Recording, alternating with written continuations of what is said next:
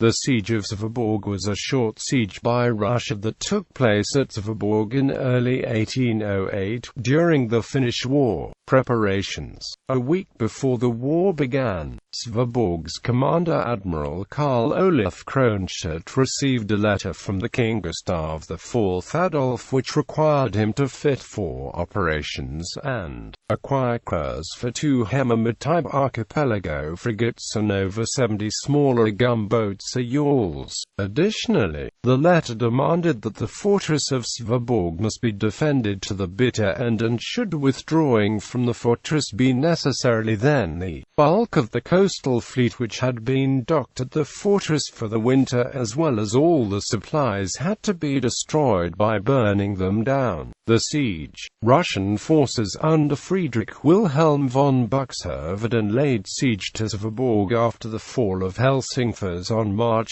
2, 1808. However, the Russian force which had captured Helsingfors consisted only of roughly 2,000 men who had no chances in even just harassing the fortress. It took well into mid-March before Russians had concentrated 4,000 men to area under General Jan Peter van Zuchtelen, who started more effective sieging of Sveaborg by building first artillery batteries for the siege artillery in its vicinity. By early April, Russians had amassed 6,500 men and 59 artillery pieces, some of which had been taken from Sveaborg fortress after it surrendered, to besiege Sveaborg. Defenders at Sveaborg often fired at the Russian Cossack patrols on the ice around the fortress, but without any practical results. Instead of attacking the numerically inferior besieger, the Swedes were content to stay behind the fortifications and prepare for the Russian assault by sawing a ditch to open the ice around the fortress. The first Russian barrages were fired on the 19th of March and continued until the 21st of March, after which first attempts to negotiate were made. Kronstedt agreed not to fire at the town of Helsingfors in exchange for the Russians keeping their artillery batteries away from the direction. This suited the Russians since it allowed them to lodge the troops in Helsingfors without danger of being shot at by the Swedish artillery. On March 23, Kronstedt parleyed with Russian representatives on the island Lonnen, where Russians demanded the surrender of the fortress. After the Swedish refusal to comply, the Russians started another barrage against the fortress on the 25th of March, which lasted until the 1st of April. The Russian surrender demand was repeated on the 2nd of April. The Russians resorted to cunning psychological warfare to convince the officers in the fortress to surrender. Former Swedish subject Johann Samuel Hagelström received special commendation from the Tsar for his actions in getting Sveaborg to surrender. Certain officers' wives who lived in Helsingfors and were allowed and encouraged by the Russians to visit the husbands in Sveaborg also played their parts. Perhaps the most important person in the Russian efforts to use cunning to force a surrender was the trusted advisor of Kronstedt, Colonel Frederick Adolf Jägerhorn. In the negotiations that continued on the 2nd of April, Kronstedt suggested a truce at least until the 13th of May 1808. The Russians responded positively but demanded that the truce last only until the 3rd of May and that meanwhile they would occupy several of the fortified small islands around the main fortress of Sveaborg. Discussing the matter with his officers, Kronstedt noted that according to his reckoning, the fortress had only enough ammunition left for 2 weeks and that men were getting sick. When asked about the fleet, Kronstedt refused to torch it, stating that it would be a disaster if the fortress survived and there were no fleet left. On April 6, Kronstedt agreed with Jan Peter van Zuchtelen, the Russian commander in Helsinki, on an honorable capitulation on May 3 if Swedish reinforcements didn't reach Sveaborg by then. The Swedish couriers bearing the requests for reinforcements were delayed by the Russians and didn't reach Stockholm until May 3. The same day Kronstedt capitulated and surrendered the fortress to the Russians along with 7,000 2,500 soldiers and a fleet of 94 ships. Even if the couriers had arrived earlier, Sveaborg probably could not have been relieved by the fleet, as the winter was unusually cold and the Baltic Sea was still partially frozen at the time. The fortress lost 6 men dead and 32 wounded, as well as a couple of broken roofs and windows as the result of Russian actions in the siege. Kronstadt surrendered the fortress to the Russian army after a siege of 2 months. The fortress had internationally received the reputation of being the Gibraltar of the North, and was by some assumed to be impregnable. In the peace treaty next year, Sweden was forced to give up the territory of Finland. In the search for scapegoats for the loss of Finland, the surrendering of Sveaborg became a convenient vehicle, and as Kronstadt was the responsible officer, he was charged with the whole catastrophe.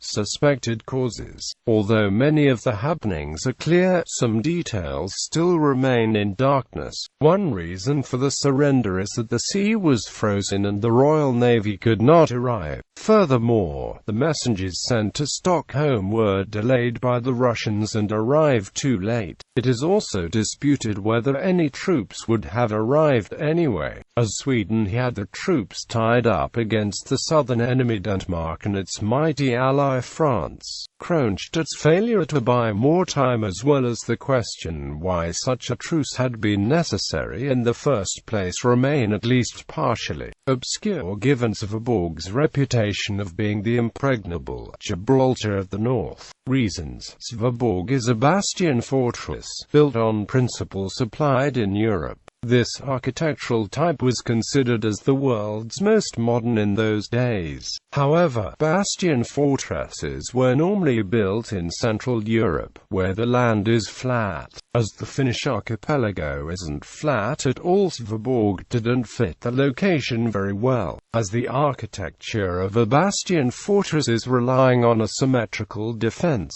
Sveaborg had lots of weaknesses. The Gibraltar of the North was therefore not a very justified name. Although the Russian army was at first much smaller than the forces at Sveaborg, more reinforcements arrived all the time. By the time of the negotiations, the Russian army was larger than the defending force.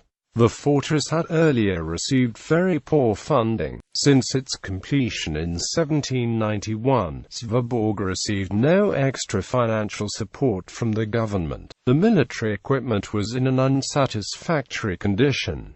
Most of the supplies were of bad quality, and the fortress was lacking most supplies. The cannons, too, were old and partially obsolete. This meant that the range was shorter than that of the Russian artillery. The fortress was unable to return fire on the Russian troops that were bombarding the fortress heavily. Furthermore, the fortress was lacking cannons, having not even half the number of cannons that were supposed to be on the fortress. Kronstadt claimed that the fortress was short of gunpowder. This has been disputed by some historians, as opinions diverge around what should have been sufficient daily battle usage of gunpowder. The reason for the limited time of 1 month is that the negotiations were more or less dictated by the Russians. The Russian army was better supplied and had better artillery. The Russian army gave Sveaborg only 1 month to get reinforcements. Sveaborg had never been fully completed. Only the fortifications on the islands had been constructed, but none of the land-side defences included in the original plans by Augustin Ehrensvärd were constructed. Unwillingness by the Swedes to burn or shell the town of Helsingfors to the ground gained Russians a strong base of operations against the fortifications. Doing so would have been, according to some historians, the best solution for preventing Russians from successfully besieging the fortress. Unconfirmed theories. There are theories about the surrendering of Sveaborg that have never been confirmed or proven. Still, they continue to have support both among professionals and laymen. Despite the fact that the large picture is known, we should still consider the possibility of the following theories. The war came as a surprise, and the 2,000 civilians at Sveaborg were not evacuated in time. They were mostly families of the officers. It is possible that the commander, Kronstedt, wanted to save the lives of the women and children at Sveaborg. In those days, fortress invasions were very bloody stories and no one was usually spared. Kronstedt was even believed to have been bribed by the Russians. Despite recent research, this is still a popular theory today. During the Finnish War, two fortresses were located in South Finland, Sveaborg and Sveatham. The commander of Sveatham, C.M. Gripenberg, surrendered the fortress almost immediately to the Russian army. Shortly afterwards he was employed by the Russian army. This was seen by many as bribery, as he was given a good position in the Russian army. Therefore, Kronstedt was also a target for suspicions of bribery. However, the suspicions of Kronstedt's bribery have never been confirmed. It is true that he as well was given a pension by the Russian emperor, but the amount of money was normal and not in much. There were no reports afterwards that Kronstedt amassed any great wealth. Further, Kronstedt continued after the war to carry his Swedish medals and wanted to defend his actions in front of a Swedish court himself, but was finally advised to stay in Finland. It is believed that the Russian army was using war psychology skillfully. Many of the officers' families were living in Helsinki and the Russian army was using the correspondence cunningly to convince the officers at Sveaborg that the Russian army was substantially larger than it was and that the whole kingdom of Sweden had been invaded. Many of the officers were pressuring Kronstedt to surrender. Afterwards, Kronstedt was criticized for not reckoning the enemy force properly.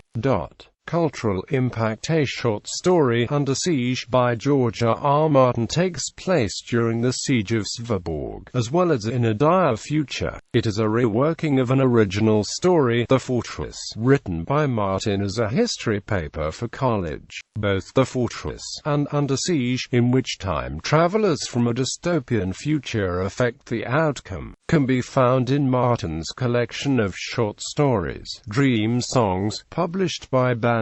Aftermath. The capture of Sveaborg helped the Russian conquest of Finland greatly, as it removed the threat of a counterattack from the south and west. To Sweden it was a devastating blow as it made the resupply of the battered Finnish army much more difficult. It was considered by many as one of the major reasons Finland was lost. Kronstedt was subsequently considered a traitor by many Swedes and Finns, notably Johan Ludvig Runeberg in his epic The Tales of Vensenstall. Among other things, Russia captured the bulk of the Swedish archipelago fleet. This included 3 Hemima and 7 Turuma-type archipelago frigates, 25-gun sloops, 51-gun yawls and various other ships. This had an immense effect on the war in the Finnish archipelago, especially since the chance of the Russian battle fleet successfully engaging the joint Swedish and British battle fleets in the open sea was